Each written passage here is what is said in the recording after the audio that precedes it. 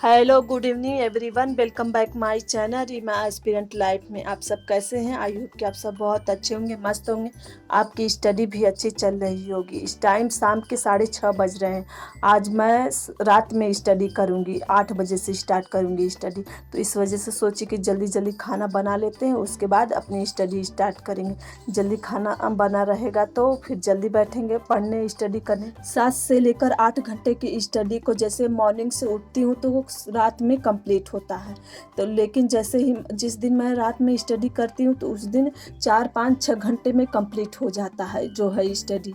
और रात की स्टडी करना ठीक रहता है, लेकिन मॉर्निंग में बस वही उठने में प्रॉब्लम हो जाती है। अगर रात भर पढ़ेंगे तो मॉर्निंग में नहीं उठ पाएंगे। तो मैं जहाँ बैठ के पढ़ती हूँ, एक स्लॉट कंप्लीट होने के बाद मैं दूसरी जगह पढ़ने बैठ जाती हूँ, क्योंकि ऐसे करने से जो है मन लगा रहता है, वो डिस्टर्बेंस नहीं होती है ज़्यादा।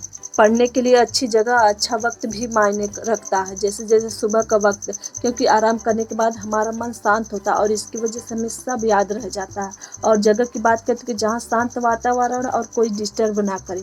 जब आप ऐसी जगह पढ़ने के लिए बैठेंगे तो जहाँ शोर शराबा हो, जायज़ है कि आपका मन वहाँ पढ़ने में नहीं लगेगा।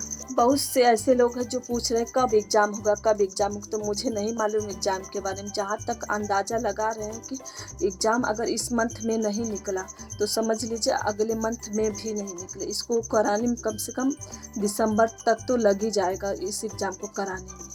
मेरे कहने से ये मत मान लीजिएगा कि दिसंबर में ही निकलेगा, हो सकता है आगे भी निकल जाए। तो इसलिए अपनी स्टडी में कोई लापरवाही मत कीजिए। आगे अगर लापरवाही करेंगे तो आगे चल के आपको ही परेशानी होगी। हेलो एवरीवन, इस टाइम रात के 8 बज रहे हैं। अब मैं जा रही हूँ, आज अपनी स्टडी 8 बजे से स्टार्ट करूँगी।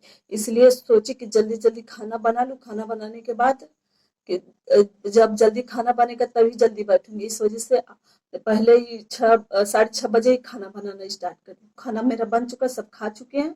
बस मैं अभी आई हूँ, अब जा रही हूँ अपना पहला स्लॉट स्टार्ट करने। तो पहले स्लॉट में मैं जैसे कि जीके जीएस पढ़ती हूँ, तो वही जा रही हूँ स्टार्ट करने जीके जीएस में। तो चलिए तब स्टार्ट करते हैं अपना पहला स्लॉट।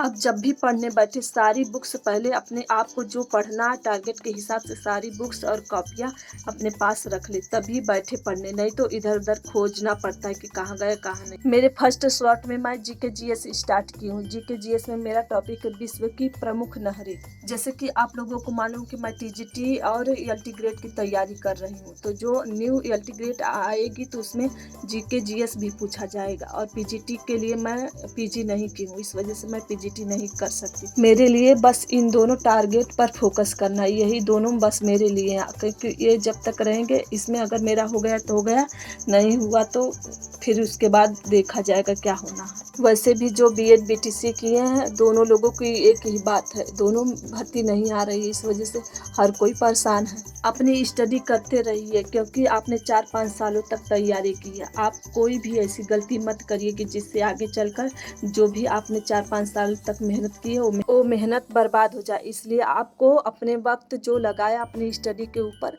आप अपनी किसी की बातों में मत आइए। बस अपनी स्टडी को कंटिन्यूटी बनाए रखिए। 2 ही 4 घंटे पढ़िए, लेकिन पढ़ते रहिए और किसी की बातों में मत आइए कि एग्ज़ाम नहीं होगा या कब होगा। इस बातों का ध्यान ही नहीं रखना, बस आपको अपनी स्टडी पर ध्यान रखना। हमें अपनी तैयारी को ऐसी बनानी कि एग्ज़ाम पेपर हमें मिलते ही हमें बस आधा घंटा लगे उसको सॉल्व करने में। और जितना है कम से कम 125 क्वेश्चन में हमारा 120 क्वेश्चन एकदम राइट हो। अब मैं अपना सेकंड स्लॉट स्टार्ट करती हूँ। सेकंड स्लॉट में मैं होम मैनेजमेंट पढ़ रही हूँ। होम मैनेजमेंट में मेरा chapter money management. Home management में टाइम मैनेजमेंट और मनी मैनेजमेंट और पावर मैनेजमेंट, ये तीनों टॉपिक बहुत ही इम्पॉर्टेंट है। पावर मैनेजमेंट से जो है एक क्वेश्चन 2021 वाले एग्जाम में पूछा गया था। होम मैनेजमेंट में जितने भी टॉपिक और चैप्टर दिए सबको आपको पढ़ना है, क्योंकि हर चैप्टर में से क्वेश्चन बना है और बनता है। मुझे भी ऑनलाइन कोचिंग लेनी है। जब ऑफर आएगा तभी ऑनलाइन कोचिंग लूँगी, वैसे लूँगी तो बहुत ज़्यादा पैसा लगेगा। इस वजह से मैं ऑफर का इंतज़ार कर रही हूँ। ऑनलाइन कोचिंग इसलिए ले रही हूँ, वैसे तो नोट्स मेरा तैयार है, लेकिन कुछ चीज़ें ऐसी हैं जो अपडेट हुई हैं, फिर से मतलब वो नए नए चीज़ें पढ़ा रही हैं, जिसकी वजह से मुझे थोड़ी सी टेंशन हो रही है कि अगर मैं वो क्वेश्चन छूट गया आ गया एग्ज़ाम में तो क्या होगा ऐसे ही। इसलिए इस वजह से ऑनलाइन कोचिंग ज़रूर लूँगी। इस टाइम रात के 10 बज रहे हैं। ये मेरा थर्ड स्लॉट है और थर्ड स्लॉट में मैं एक्सटेंशन एजुकेशन पढ़ रही हूँ। ये भी बहुत इम्पोर्टेंट जो है ब्रांच है। इस टाइम मैं एक्सटेंशन एजुकेशन में जो भी योजनाएं और संस्थाएं महिलाओं और बच्चों पर काम करती हैं उन्हीं के बारे में पढ़ रही हूँ। इस टाइम मैं यूनेस्को के बारे में पढ़ रही हूँ। इन योजनाओं और संस्थाओं से 4 क्वेश्चन बना था 2021 वाले एग्जाम में, तो समझ लीजिए इम्पोर्टेंट तो है ही।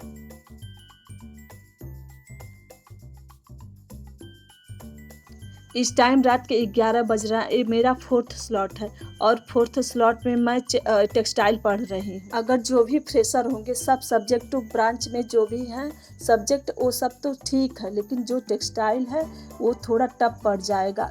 मतलब इसलिए टफ पड़ जाता है कि इसको पहली बार पढ़ा जाता है। इससे पहले रेशो के बारे में होम साइंस में कभी किसी ने नहीं पढ़ा है। पहली बार मैं एग्जाम देने गई थी तो ज़्यादातर क्वेश्चन मेरा टेक्सटाइल से ही गलत हुए थे। टेक्सटाइल 1 या 2 बार पढ़ने से आपको याद नहीं होगा। इसको कितनी बार रिवीजन करना पड़ेगा, पढ़ना पड़ेगा, प्रैक्टिस सेट लगाना पड़ेगा, तब जाके टेक्सटाइल आपको अच्छी तरह से आएगा। इस टाइम रात के 12 बजने वाले हैं और मैं पढ़ ही रही थी, तब तक बाहर से मेरी मम्मी बुलाने लगी कि आओ बाहर। शोर भी हो रहा था, इस वजह से मैं बाहर जा रही हूँ। बाहर 10 से 15 लोग जो है गाँव के लोग लाठी लेकर घूम रहे हैं, इसलिए मेरी मम्मी बुलाई। मोबाइल बंद करना भूल गई थी, इसलिए दौड़ी दौड़ी आई हूँ मोबाइल बंद करने। आके आप सबको बताऊंगी पूरी बात क्या है। अभी आप लोगों ने देखा कि मैं पढ़ रही थी तो दौड़ी दौड़ी बाहर गई थी अभी जस्ट। तो बता दूं मैं यहाँ गांव में 2-3 दिनों से शोर हो रहा है कि भेड़िया है, जो कि एक घटना हो रही है बहराइच में। लेकिन अब सबके अंदर एक डर बन गया है, अफवाह फैल रही है धीरे धीरे। और एक लोग अभी कह रहे थे कि मेरे घर में 2 घुस रहे थे घर में। तो वो लोग अब रात में 10-15 लोग लाठी लेके दौड़े और मेरी मम्मी मुझे बुला रही थी, तो मैं दौड़ी दौड़ी गई। एक बार ऐसे ही जैसे छोटी सी अफवाह होती है फैल जाती है, लेकिन अभी ऐसा कोई प्रूफ नहीं मिला कि हाँ वही था। एक लोगों को जस्ट कुछ दूरी पर गांव के मतलब दूसरे गांव के हैं, उनको काट लिया है। क्या काटा है कुछ पता नहीं, वो शराब पिए थे। तो ऐसे में अफवाह फैल रही है धीरे धीरे, तो वही हो रहा है। एक बार अफवाह फैली थी मुंह नचवा का, कोई कभी देखा है कौन कौन उस टाइम था? मतलब जरूर बताइएगा। मुझे तो मैं छोटी थी तो उस टाइम तो लगता था कि घर में छोटे छोटे रहते थे खुले खुले मुख के, मतलब छेद है, तो उसमें लगता था कि उसी में से घुस गए। मैं रात रात भर डरती थी, इतना डरती थी। अगर नींद खुल जाती थी बीच रात में तो मैं बस यही सोचती थी कि घुस जाएंगे, ऐसे दिमाग में चलता रहता था। तो ये छोटी छोटी अफवाह फैलते देरी नहीं लगती और अफवाह ही हो जाती है बहुत बड़ी बात, बड़ी चीज। तो वही हो रहा है और लोग इधर उधर लाठी डंडा लेके घूम रहे हैं। मैं भी रात को निकलती हूँ तो अब डर लगेगा रात में निकलने में। बस मेरा लास्ट स्लॉट बचा था, चलिए तब स्टार्ट करते हैं अपना स्लॉट। ये मेरा लास्ट स्लॉट है। लास्ट स्लॉट में मैं जा रही हूँ ह्यूमन फिजियोलॉजी पढ़ने। जैसे कि मैं डेली का 6 स्लॉट लेती हूँ, तो 6 स्लॉट का ये मेरा आखिरी स्लॉट है। तो चलिए तब स्टार्ट करते हैं। ये मेरा लास्ट स्लॉट है और लास्ट स्लॉट में मैं ह्यूमन फिजियोलॉजी पढ़ रही हूँ। जैसे कि मैं बताई थी कि रात में भेड़िए आए थे और मुझे अफवाह लगा, लेकिन मुझे दोपहर होते होते पता चला कि ये अफवाह नहीं है। जैसे कि अभी न्यूज में अभी उठा के देख लीजिए, जौनपुर में भी भेड़िए आ गए हैं, बनारस में भी।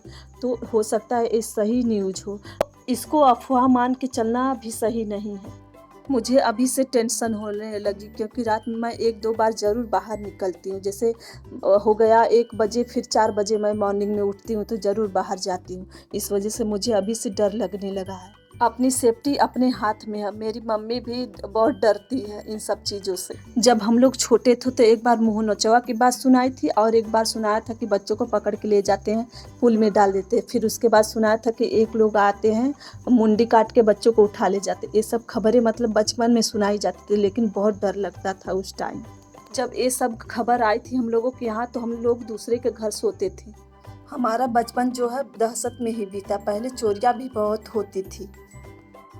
1 बजे तक मेरा पूरा स्लॉट कंप्लीट हो गया। कंप्लीट करने के बाद मैं अब सारी बुक्स जो है इधर उधर फैली हैं बिस्तर पर, समेटने के बाद अब बस